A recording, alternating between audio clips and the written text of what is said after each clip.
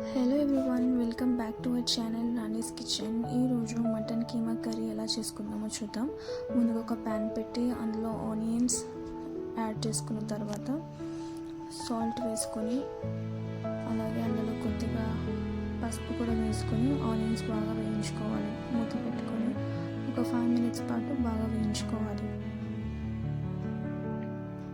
Onions బాగా వేయించుకున్న తర్వాత మనం కుక్కర్లో కీమా వేసుకుని అందులో పసుపు ఇంకా అలాగే సాల్ట్ యాడ్ చేసుకుని ఒక 5-6 విజిల్స్ వచ్చే వరకు బాగా ఉడికించుకోవాలి.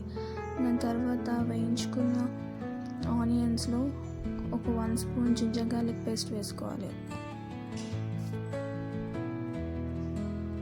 వేసుకొని ఒకసారి మళ్ళీ బాగా వేయించుకోవాలి. కీమా చాలా డిఫరెంట్ స్టైల్స్లో చేస్తాము. ఇది ఒక వెరైటీ స్టైల్. ఇప్పుడు మీరు కూడా తప్పకుండా ట్రై చేయండి. ఇలా చాలా టేస్టీగా ఉంటుంది.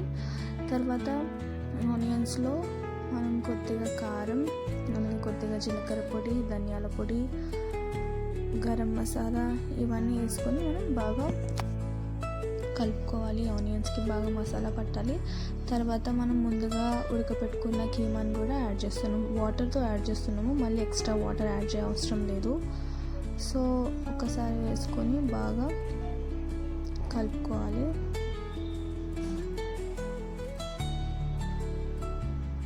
ఇక్కడ కొద్దిగా గరం మసాలా యాడ్ చేస్తున్నాము.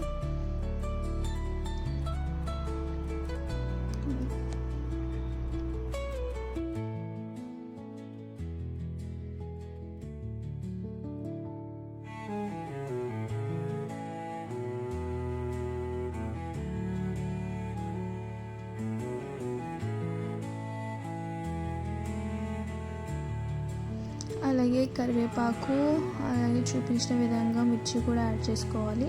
ఇది చాలా సింపుల్ ప్రాసెస్. మీరు ఇలా తయారు చేసుకుంటే ఒక 5 minutesలో కీమా కర్రీ రెడీ అయిపోతుంది.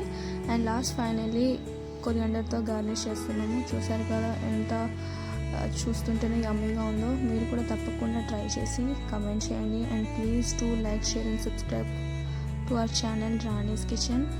ఈ కాంబినేషన్ డెఫినెట్గా రోటీస్లోకి ట్రై చేయండి. చాలా చాలా టేస్టీగా ఉంటుంది. లేదా బగారా రైస్లోకి అయినా లేకపోతే వైట్ రైస్లోకి వేడివేడిగా సర్వ్ చేసుకొని తింటే చాలా అంటే చాలా యమ్మీగా ఉంటుంది. And follow for more such content guys. Thank you.